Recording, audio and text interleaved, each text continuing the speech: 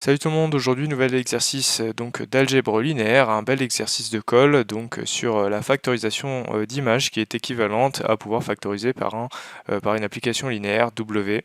Donc c'est un bel énoncé, n'hésite pas à mettre sur pause, à lâcher un petit like si tu penses que la vidéo va t'être utile et je vais donner quelques indications et je vais passer ensuite directement à la correction. Allez, donc quelques indications. La première indication, c'est commencer par le sens qui est facile. Deuxième indication, pour le sens difficile, il faut raisonner par analyse synthèse.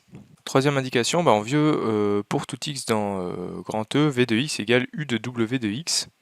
Et donc il faut utiliser l'hypothèse pour essayer de construire une application W, mais attention, elle doit être bien définie cette application. Quatrièmement, il faut introduire un supplémentaire S du noyau de U dans F. Cinquième indication, il faut montrer que U restreint à S définit un isomorphisme de S dans l'image de U, mais on peut aussi utiliser le cours parce que c'est le lemme pour donc le théorème du rang. Et enfin, il faut en déduire une application W telle qu'on est ce qu'on veut, c'est-à-dire V égale U rond W. Allez, donc on est parti pour la correction. Donc on va commencer par le sens facile. On suppose que donc on suppose l'existence de W. On écrit V égale U rond W. On prend Y dans l'image de V. On vérifie que Y appartient à l'image de U.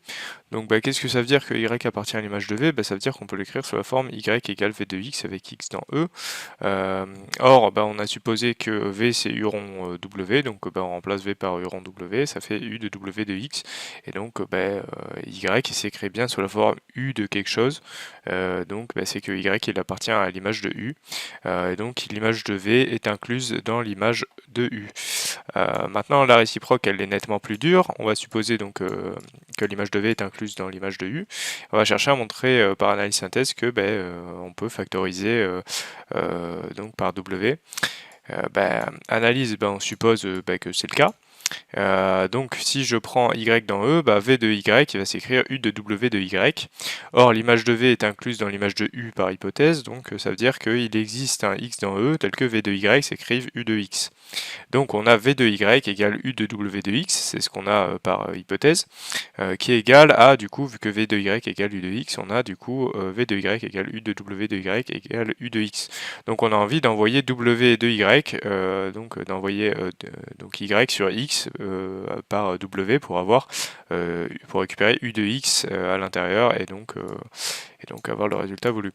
Donc on a, c'est ce que je dis, on a envie de poser l'application qui a y de e va associer x de f avec v de y égale u de x, mais attention, pour tout y dans e, il y a plusieurs x dans f qui peuvent convenir a priori, donc ça ne définit pas une application, donc on ne peut pas avoir plusieurs images pour le même antécédent, donc il va falloir faire ça de manière un peu plus rigoureuse et vérifier que la définition a un sens.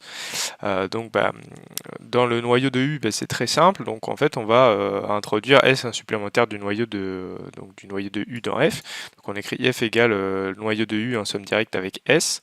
L'application donc de U restreinte à S.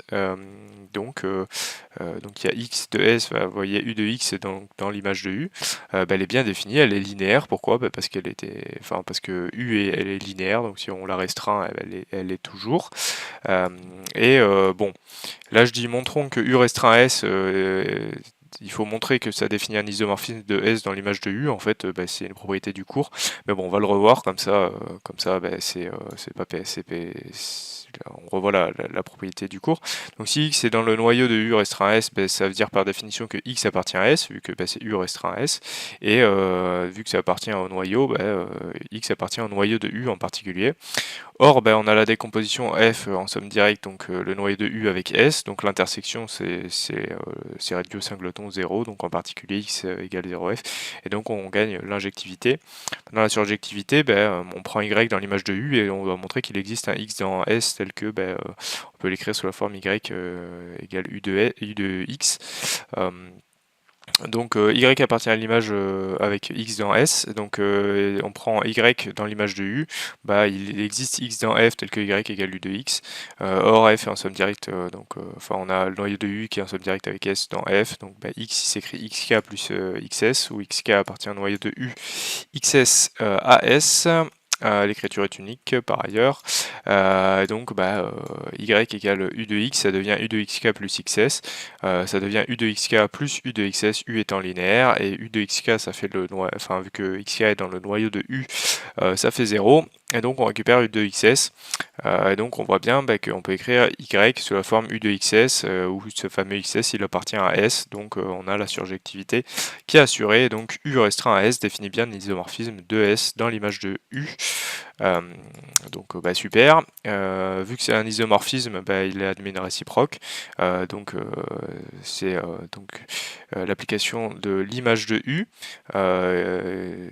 si on prend y dans l'image de u, donc il s'écrit u de x égale u de xf plus xs égale u de xs, vu que u de xf on a vu ça dégage, vu que xf c'est dans le noyau de u. Cette application à y égale u de xs, elle va envoyer donc cet élément là sur xs. Donc voilà, c'est par définition même de la réciproque de l'application u restreint à s qu'on obtient cette définition là pour f. Mais du coup, si je prends y dans l'image de u, on peut écrire x sous la forme xk plus xf plus xs qui appartient à f, et donc y il s'écrit sous la forme du coup u de xk plus xs égale u de xs. Et donc qu'est-ce qu'on tire de tout ça? U de f de y ça fait u de f de u de x. Ça fait exactement u de xs, et on peut toujours ajouter u de xk parce que ça fait 0, et donc on va récupérer, u étant linéaire, on récupère u de xs plus xk à l'intérieur, ça fait u de x, et u de x c'est exactement y, donc on a que u de f de y ça fait y. Donc ça c'est ce que je dis, ça fait 0. Et donc on va poser pour tout x dans f, on arrive enfin à une définition, c'est w de x égale f de v de x. Est-ce que cette définition est correcte? La réponse c'est oui. Pourquoi? Parce qu'on a dit que f elle était définie sur l'image de u. Il n'y a pas de problème, vu que l'image de v étant incluse dans celle de u, et f elle est bien définie. De plus, on a u de w de x qui vaut du coup u de f de v de x, et ça fait exactement v de x, vu que on a dit que u de f de y ça fait y. Donc de la même manière là on a u de f de y, si on pose y égale v de x qui est bien dans l'image de u, parce que l'image de v est incluse dans celle de u, et bien on a bien du coup u de f, u rond f qui va valoir v, et donc on va récupérer, u rond f rond y ça va faire, u rond f évalué en y ça va faire y, donc on va récupérer v de x, et donc on a bien trouvé donc v de x égale u de w de x, et donc on a le résultat voulu, c'est-à-dire l'équivalence entre l'inclusion des images et la factorisation par une certaine application linéaire w. Voilà, donc c'est fini pour cette vidéo, j'espère que tu auras appris des choses, que ça t'aura permis de revoir ton cours sur l'algèbre linéaire. C'est un bel exercice qui permet de revoir tout ça. C'est un exercice très abstrait, on a même le lemme du théorème Durand qui apparaît, donc très bel exercice à maîtriser. En tout cas, n'hésite pas à t'abonner, à liker, à mettre la cloche, il y a plein de nouvelles vidéos qui vont arriver, j'espère te retrouver sur l'une d'entre elles pour de nouvelles aventures en maths ou en physique. Salut!